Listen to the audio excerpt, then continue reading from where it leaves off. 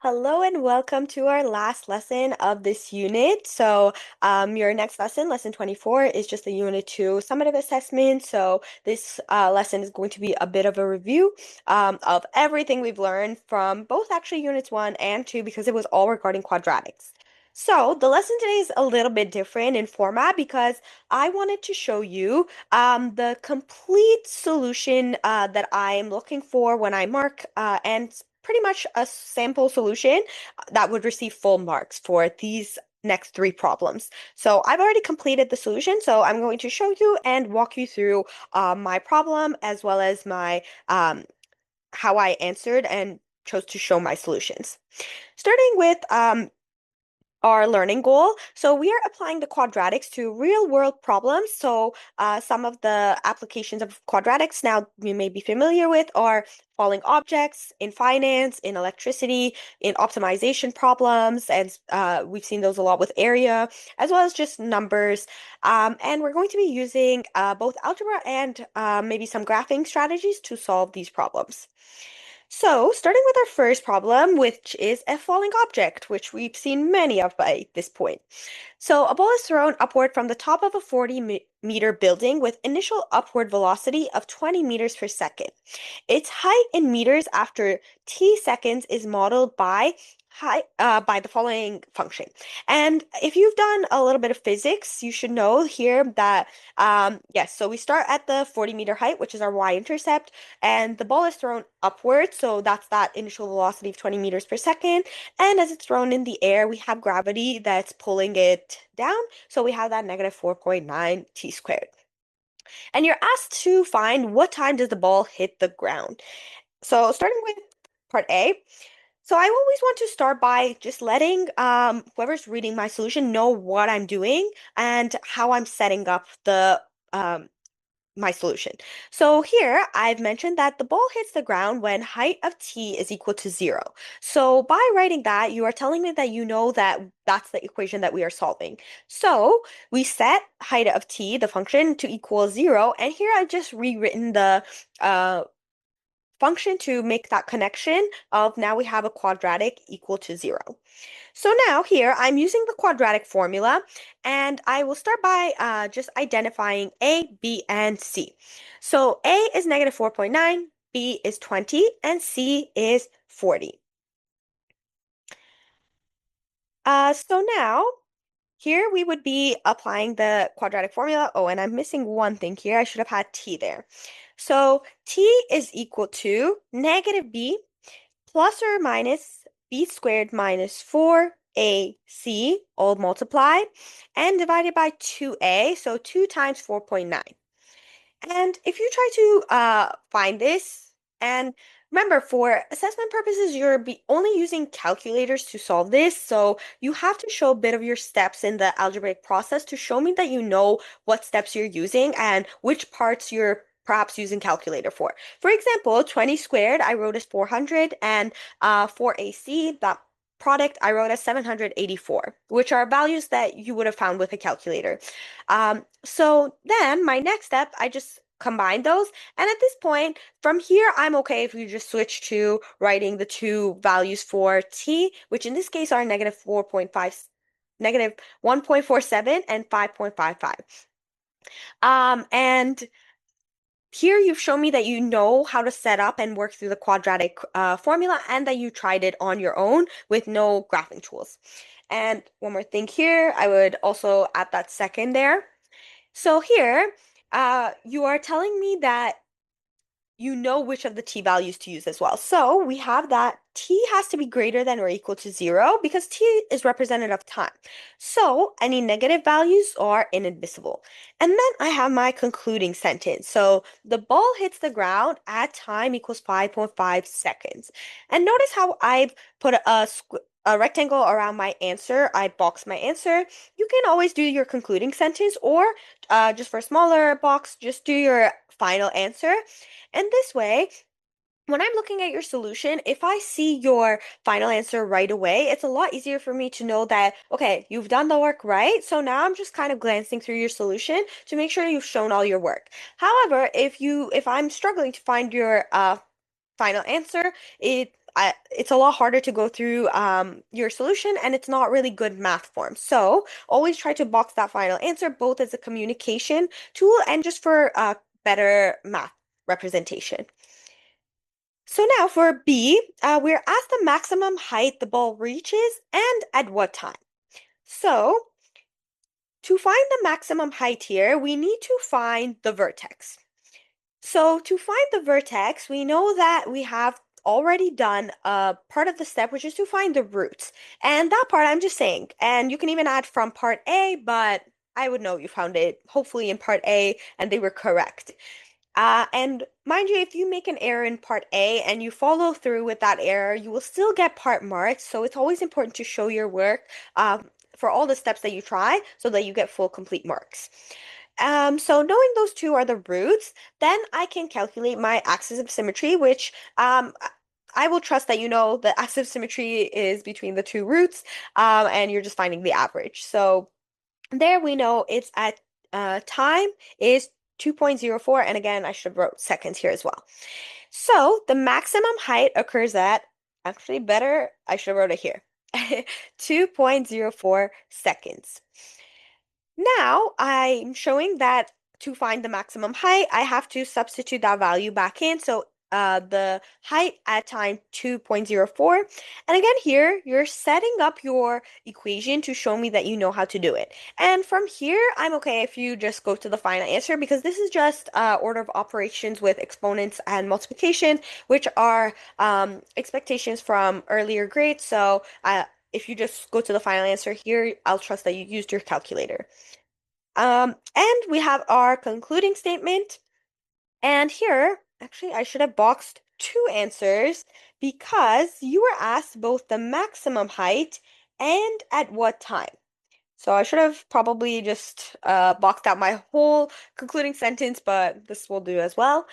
So I have that the ball reaches a maximum height of 60.41 meters at time 2.04 seconds. And two decimal points is always good for math problems, so you can just keep it at there. Now, question C, we were asked for what interval of time is the ball above 30 meters? So for this, again, I have to tell my whoever's reading my solution what I'm going to do to solve. So I let them know that to find that interval where the height is above 30, we have to first find the time at which the height is equal to 30. So similar to what we just did above, we are setting that to 30 and we get positive 10 for the C value.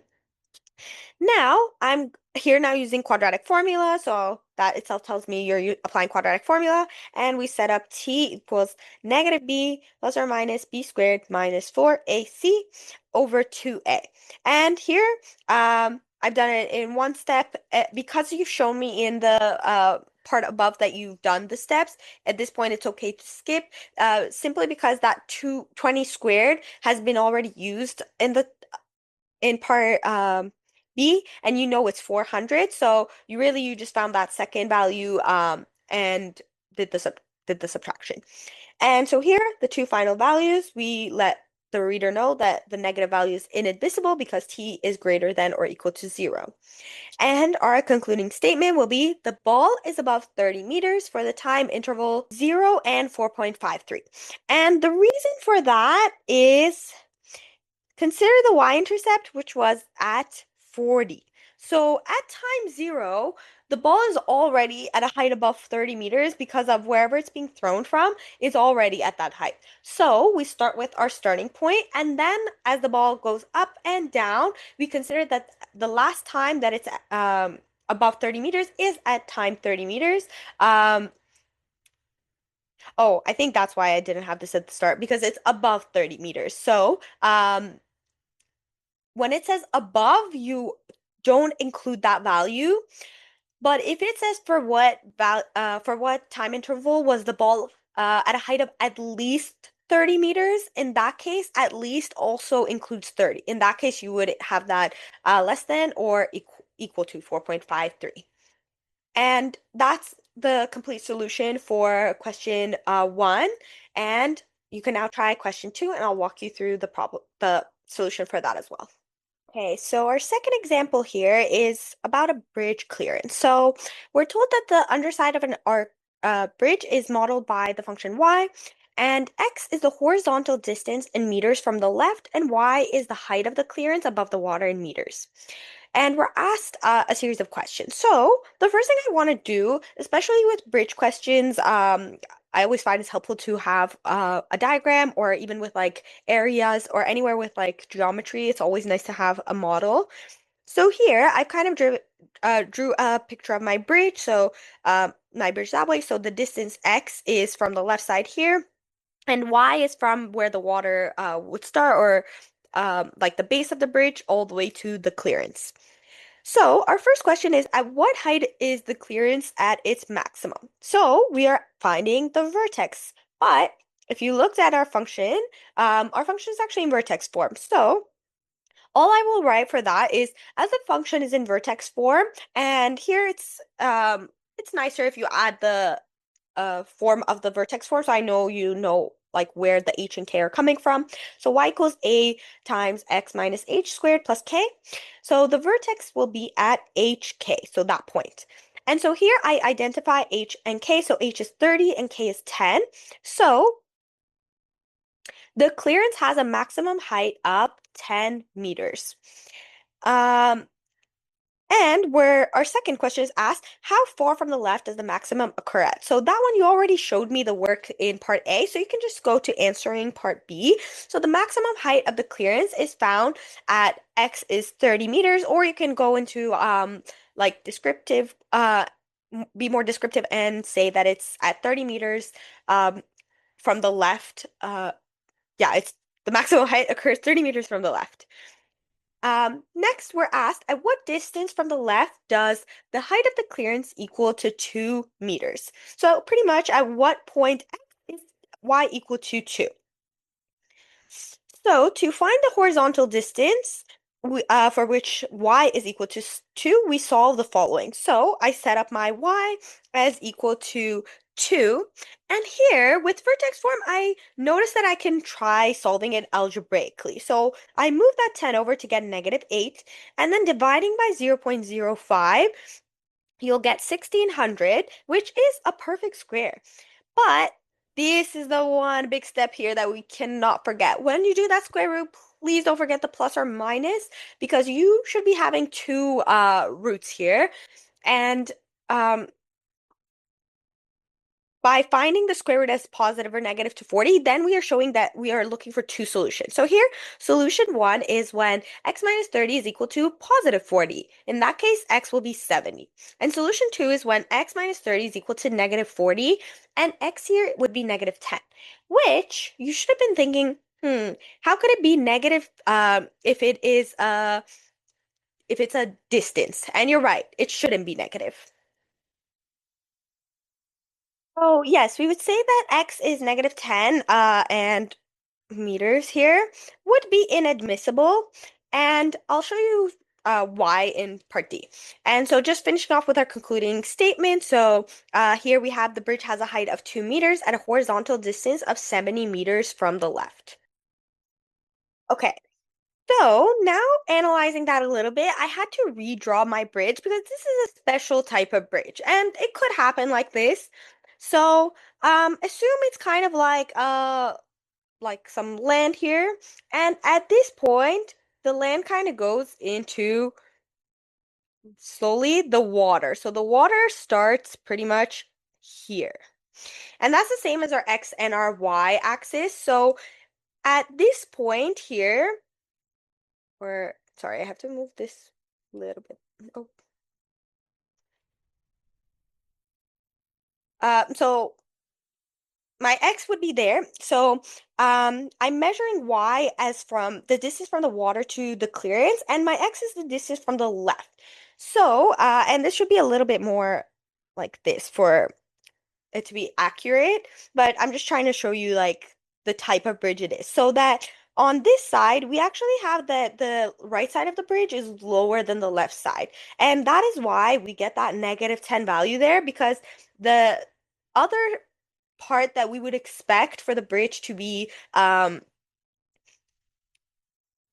to have a height of 2 meters would be more on this side. So that would more be the land part. And for example, in that if it's like land area there, and that's the part we're not considering because we only care when the height is above the water. So this is like a bit of restriction based on the problem itself. So make sure you're paying attention to those restrictions.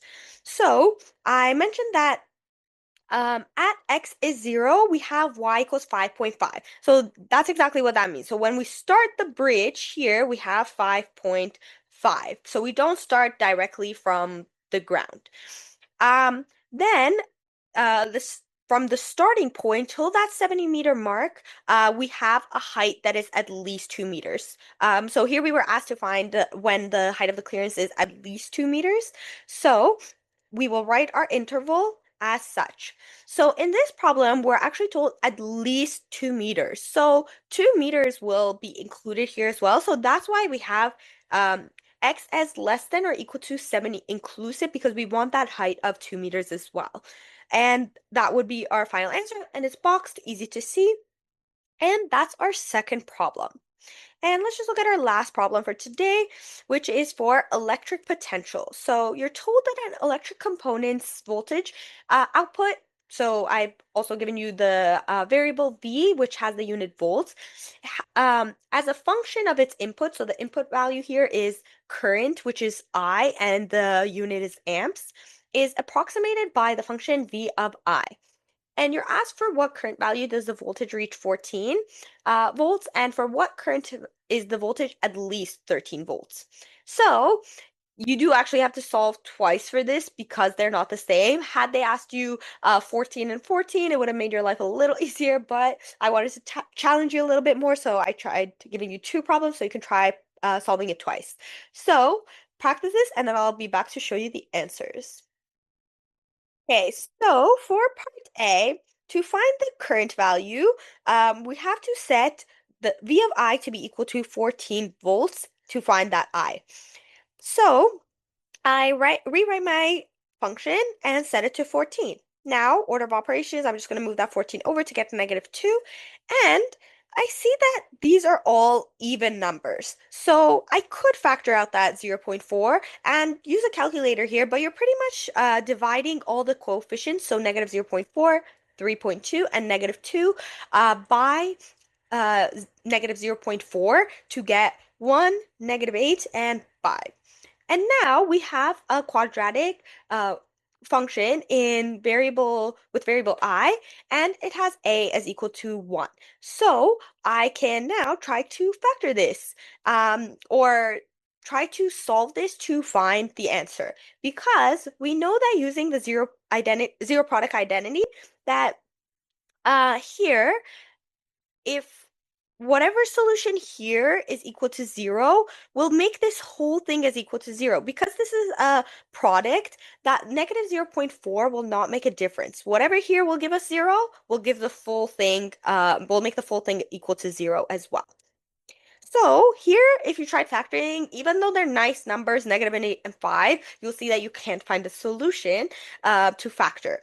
You might have also tested out with discriminant here, but typically with word problems, there always is a solution, so you can actually answer the problem. So I use the quadratic formula and I set it up. So here, I just solve the square root to get 44, and I split my two possible values of current as I1 and I2. And current can be negative in this case. So in this case we didn't have a negative, but if you had a negative, you would consider it. It would not be inadmissible in this case. But here we have both positive answers.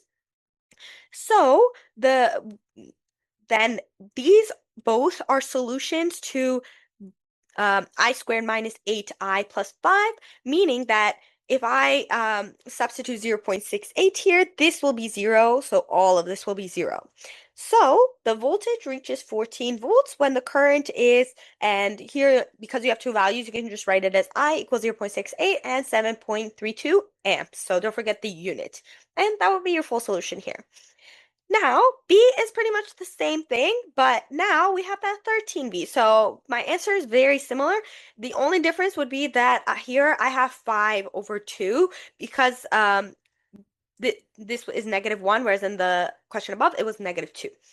So again, same thing. We're using your product identity to find the solution for the quadratic inside the bracket. We use quadratic formula and we get 7.67 and 0.32. So we will say, and we want to use set notation, the voltage is at least 13 volts when the current is in the interval. And again, in this case, it's inclusive because we want at least 13 volts. So we want to count the times when it's 13 as well. So this happens at I is 0.32 or 7.62 or 67, sorry.